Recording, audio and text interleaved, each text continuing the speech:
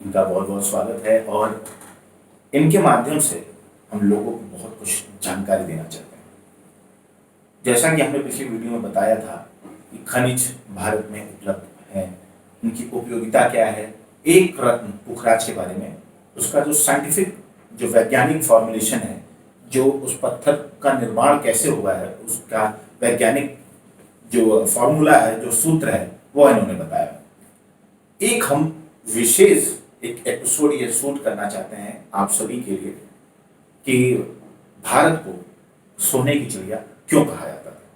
सिर्फ इसी चीज को ध्यान में रखते हुए इस वीडियो में सिर्फ इसी बात पे हम चर्चा करेंगे और आपको बताएंगे कि आखिर में हमारे इस देश को सोने की चिड़िया क्यों कहा जाता है। चलिए हम अपना समय ना गवाते हुए खनिज के विशेषज्ञ, रत्नों के विशेषज्ञ शशिकर गुप्ता जी से इसके बारे में जानना प्रारंभ करते हैं। सबसे पहले धन्यवाद आपका हमारे दर्शकों के लिए ये इतना विषय आप सब लेके आए हैं। और जब आपसे मैं मिला था मैं तभी से ये सोच रहा था कि कभी हमारी इस पे चर्चा हो, कुछ हमारा लोगों को ज्ञान दिया जाए। तो इसीलिए हम ये चाहते हैं कि आप दर्शकों को बताएं, हमारे इस चैनल के माध्यम से लोग ये जानें कि हमारा यह देश सनातन धर्म कितना आगे है। हमारा सनातन धर्म हमारे लिए ईश्वर ने हमारे लिए कितना कुछ बना करके भेजा है। और मैं ये चाहता हूँ कि खनिजों के माध्यम से आप लोगों को बताएं कि भारत को सोने की चिड़िया क्यों कहा जाता है। सबसे पहले तो मैं आपको एक उदाहरण देना चाहूँगा। अभी ब्रिटेन के राजा की जो है वो किंग की ताजपोशी हुई थी। ताजपोशी हुई ब्रिटेन के राजा की, सबने टीवी में देखा, लेकिन एक जो महत्वपूर्ण बात थी वो किसी ने नहीं देखी। अब क्योंकि मैं खनिज से संबंधित हूँ तो मैं उस चीज़ को देखता जरूर हूँ कि, और वही चीज़ देखता हूँ। मुझे ब्रिटेन की राजा की ताजपोशी से कोई मतलब नहीं है। जब ताजपोशी हुई तो क्या पहनाया जाता है, आप बताइए। ताज पहनाया जाता है। अब जब ताज जो पहनाया गया, सबसे ऊपर क्या जड़ा हुआ था उसमें? बेशकीमती कोहिनूर। और कोहिनूर किस माइंस का निकला हुआ है? गोलकुंडा माइंस। गोलकुंडा माइंस का इंडिया में। मतलब ताजपोशी उनकी, और उस ताजपोशी में उन्होंने हमारे देश का पत्थर अपने सर पे रखा। मैं ठीक कह रहा हूँ? बिल्कुल। तो इससे पता चलता है कि हमारे देश की पत्थर की कीमत क्या है और हैसियत क्या है कि वो ब्रिटेन के राजा के सर पे। मैं खाली ब्रिटेन के राजा की बात नहीं कर रहा हूँ। आप ईरान में अगर आप देखोगे तो वहां पे भी हमारे देश का जो उनकी जो राजकीय जो खजाना है उसमें दरियाए नूर रखा हुआ है, जो पिंक डायमंड है दरियाए नूर, और वो भी उनके राजकीय खजाने में रखा हुआ है। अब अगर आप जर्मनी में जाओगे तो जर्मनी में भी रखा हुआ, रशिया में भी गोलकुंडा डायमंड रखे हुए हैं, और सब राजा के ताज में ही लगे हुए हैं। तो इसका मतलब हमारे देश का पत्थर हर राजा के सर पे रखा है। तो आज अगर कोई हमसे ये कहता है कि आप पत्थर पूजते हो, तो हम तो वास्तव पूछते हैं, क्योंकि मेरा पत्थर तो हर देश पूछता है। हाँ बिल्कुल सही बात है। ब्रिटेन के राजा से कहने का तात्पर्य है कि ब्रिटेन की महारानी एलिजाबेथ, उनके मुकुट में जो हीरा लगा हुआ है वो कोहिनूर है, जो मुगल सल्तनत में नादिर शाह लूट करके लेकर चला गया था। जी। तो अब एक तो मैंने छोटा सा उदाहरण दिया ये आपको कि मतलब सब देशों में हमारे पत्थर ही। हाँ बिल्कुल सही बात। पत्थर मीन्स खनिज, क्योंकि जेम्स खनिज। अगर आप खनिज की बात करोगे तो पर्ल, आइवरी, कोरल और अंबर, मतलब मोती, मूंगा और अंबर, और इसके अलावा हाथी दांत, ये चार जो है मतलब खनिज नहीं होते। बाकी जितने भी रत्न हैं सारे के सारे खनिज होते हैं। ठीक। अब थोड़ा मैं आपको आज के 10,000, 5,000, 8,000 साल पहले ले जाना चाहता हूँ। आप कोई भी आप अगर मंदिर देखेंगे तो आप ये देखेंगे कि जो जो फोटो बनी है 5,000 साल पुराने मंदिरों में, 4,000 साल पुराने मंदिरों, 3,000 साल पुराने मंदिरों में, तो जो भी हमारे देवी देवता या राजाओं की भी जो पोर्ट्रेट्स हैं पुरानी, सब में वो रत्न पहने हुए हैं। सब में कोई भी राजा आप उठा लीजिए, लगा के राजा रामचंद्र, फिर कृष्ण जी, फिर समुद्रगुप्त, फिर चंद्रगुप्त, फिर विक्रमादित्य मौर्य, आप किसी को उठाइए, शाहजहां, अकबर, बीरबल, बाबर, हुमायूं, सब के सब रत्न। लेकिन आप किसी भी देश में, एशियन देश में, क्वीन विक्टोरिया का पहले किसी भी राजा को रत्न पहने नहीं दिखा सकते उनको किसी को। रत्न पहनने का चलन उनके यहाँ तब आया जब ईस्ट इंडिया कंपनी इंडिया में आई। बिल्कुल सही। ये सब बातें मैं कुछ बातों के पहले क्यों बताना चाहता हूँ आपको बताऊं। जब 1700 के आसपास ये उसके पहले एक मुस्लिम वो था, एक नाम उसका नहीं बता रहा हूँ, अल बरूनी करके था, वो इंडिया में आया था। और उसके पहले जो है, जैसे कोलंबस वगैरह जब ये देख के गए तो यहाँ की ये चकाचौंध, मतलब रत्नों की और सोने और चांदी की चकाचौंध देख के ये मतलब जबरदस्त, बिल्कुल बेहोशी आ गई थी इनको कि कितना माल है इनके पास। तो उसकी जब खबर आई तभी ये जो आक्रमणकारी वो तभी आया। तभी जो ये पहले एज ए ट्रैवलर बन गया है, बाद के ये इन्होंने बताया कि यार वहाँ का आदमी सिंपल भी है, ईमानदार भी है, कायदे का भी है।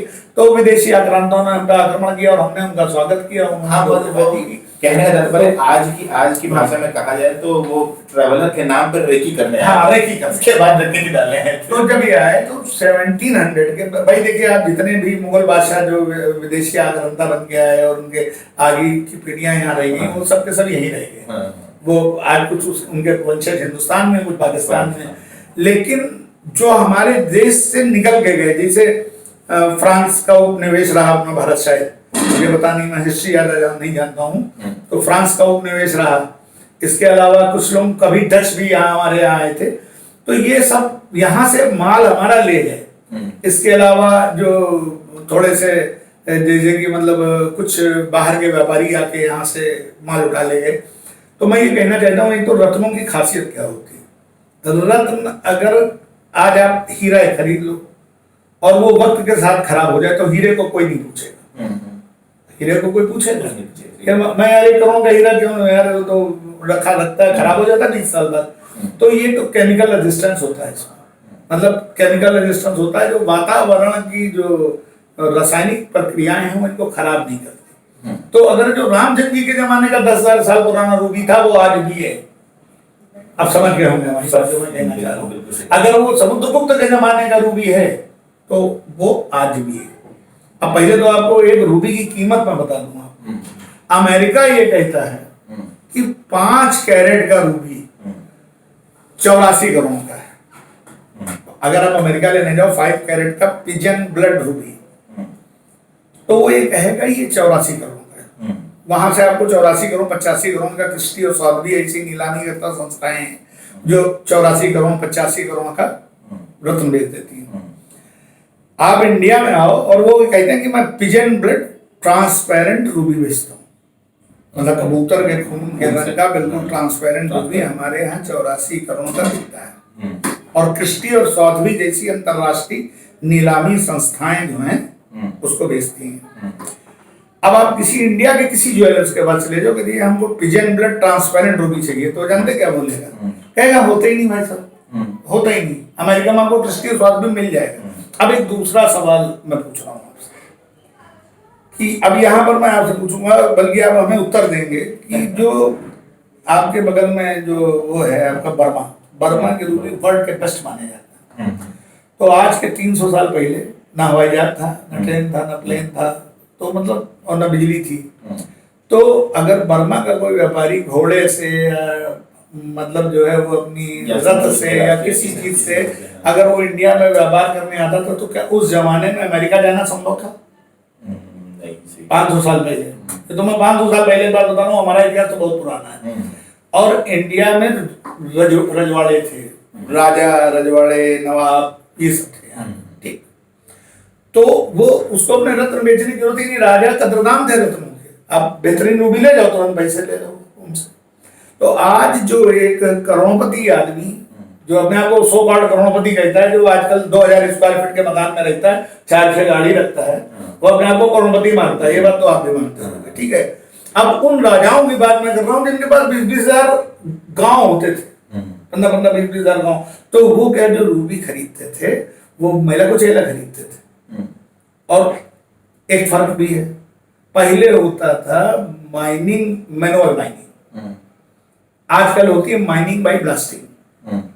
आपने डायनामाइट लगाया, जब आपने ब्लास्ट किया तो प्रेशर और टेम्परेचर की वजह से नग टूट जाते हैं। उस जमाने में मैनुअल माइनिंग कोदाल से होती थी। तो अगर कोई रूबी निकल आया तो उसको बहुत धीरे धीरे धीरे धीरे करके समूचा निकाल लेते हैं, ठीक है।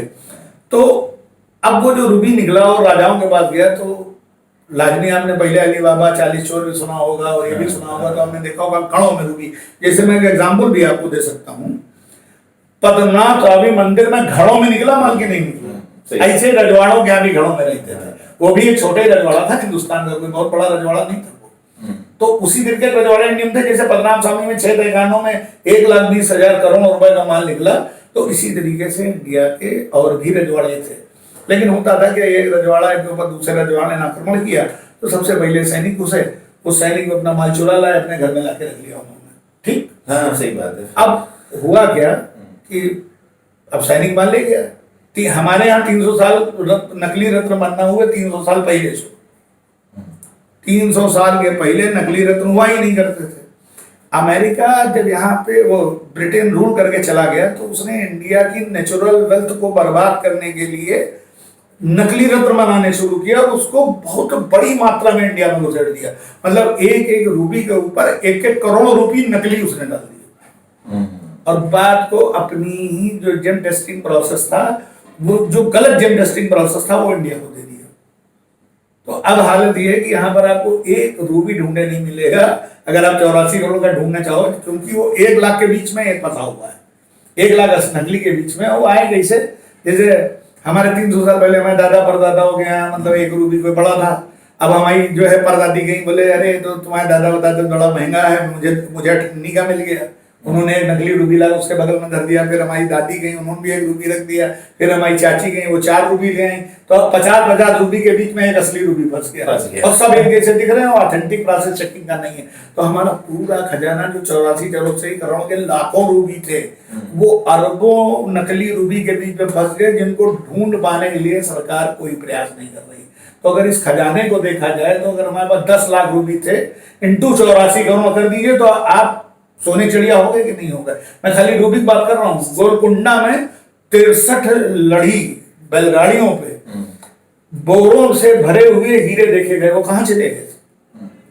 इंडिया के राजा के भी ये रिकॉर्ड में कि 63 बैलगाड़ियों पे हीरे लगे देखे गए, बोरों से ठसाठस।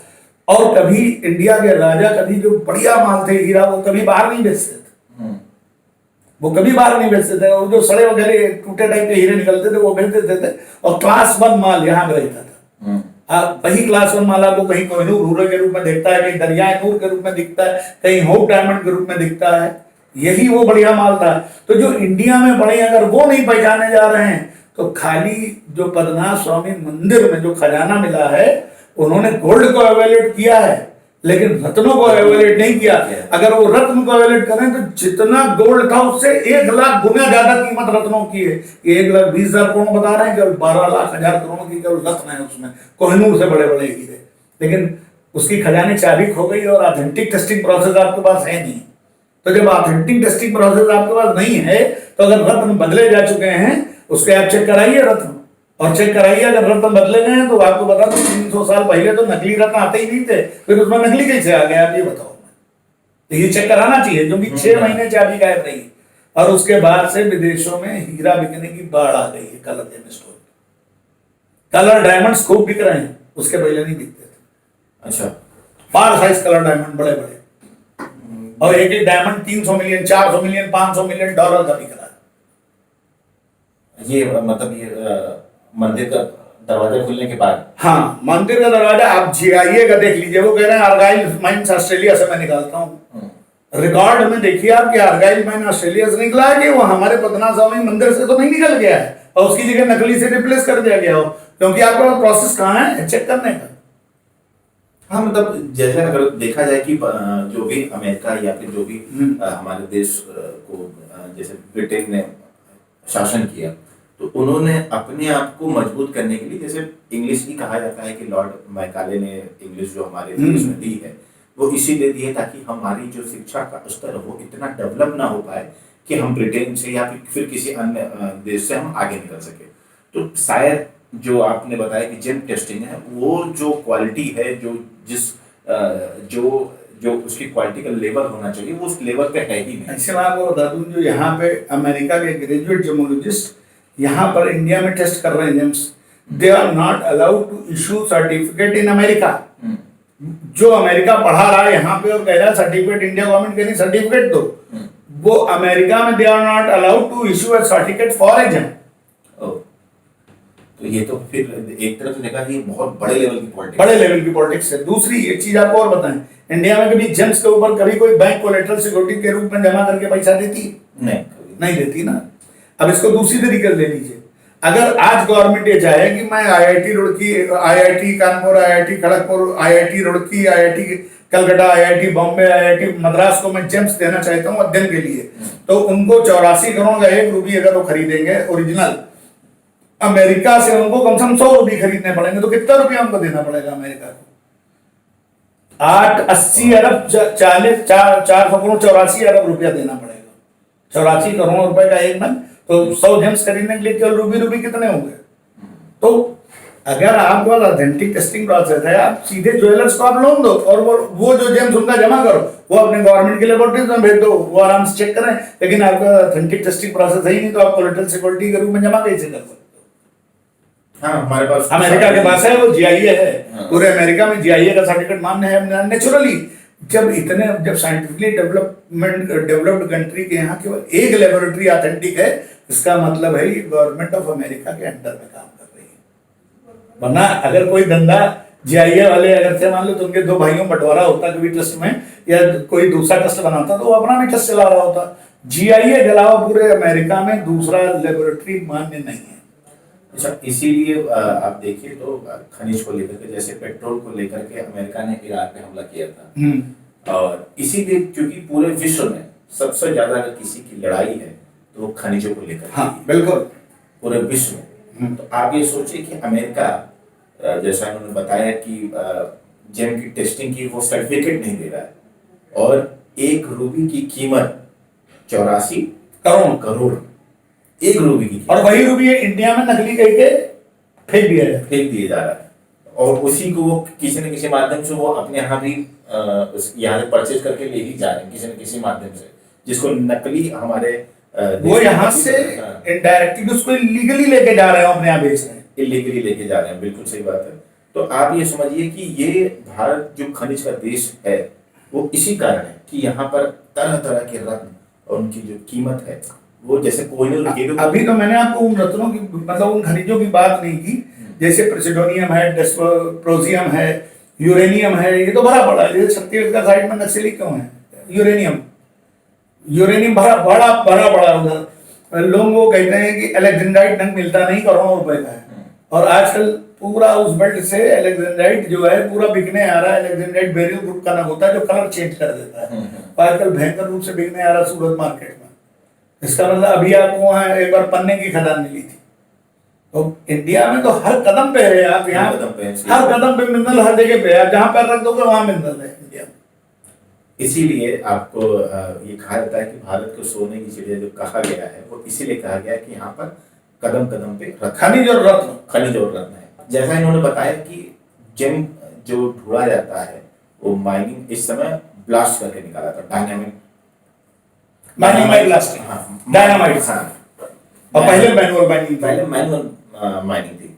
तो जो हमारे धर्म में कहा गया है कि आप जब हीरा तपता है, या मेहनत का फल बहुत मीठा होता है, वो सब ये जितनी कहावतें हैं, ये सब जो बातें हैं, वो इसीलिए कही गई है कि आप सोचिए कि वो जब वो मजदूर उधार से पहाड़ तोड़ता था, उसमें जो मेहनत लगती थी, फिर उसके बाद उस मेहनत का फल ऐसा मिलता था कि चाहे वो कोई भी रत्न हो, चाहे वो रूबी हो, चाहे माणिक हो, चाहे पन्ना हो, कोई भी रत्न हो, वो बहुत समूचा निकलता था, उसकी वैल्यू होती थी। अब माइनिंग बाई ब्लास्टिंग से क्या होता है, ये डायनामाइट लगा दिया, बहुत ईजी हो रहा, यहाँ हमने ब्लास्ट लगा दिया, लेकिन नट ब्रेक कर गया, एक नट टूट जाएगा, ब्रेक कर जाएगा, तो उसकी जो वैल्यू है वो उतनी नहीं रहेगी। ठीक है, अगली वीडियो में फिर हम आपको कुछ ऐसे खनिजों के बारे में बताएंगे जिनका आपने नाम ही नहीं सुना होगा, और वो उनकी जो कीमत है वो हम और आप उसकी कल्पना नहीं कर सकते। अगले वीडियो के लिए आप हमारे चैनल को जरूर सब्सक्राइब करिए, और इस वीडियो को ज़्यादा से ज़्यादा लोगों तक शेयर करिए। लोगों को यह बताइए कि भारत में खनिज की क्या महत्ता है, कितना खनिज भारत में उपलब्ध है। हमारे ज्योतिषी या हमारे धर्म गुरु जो भी कभी रत्न पहनने को कहते हैं, उसके पीछे साइंटिफिक कारण है। हो सकता है जो आपके अंदर जिस एनर्जी की कमी हो, उस पत्थर के माध्यम से वो एनर्जी आपके अंदर आ जाए। इसीलिए रत्नों को कुंडली देखने के बाद ही कहा जाता है।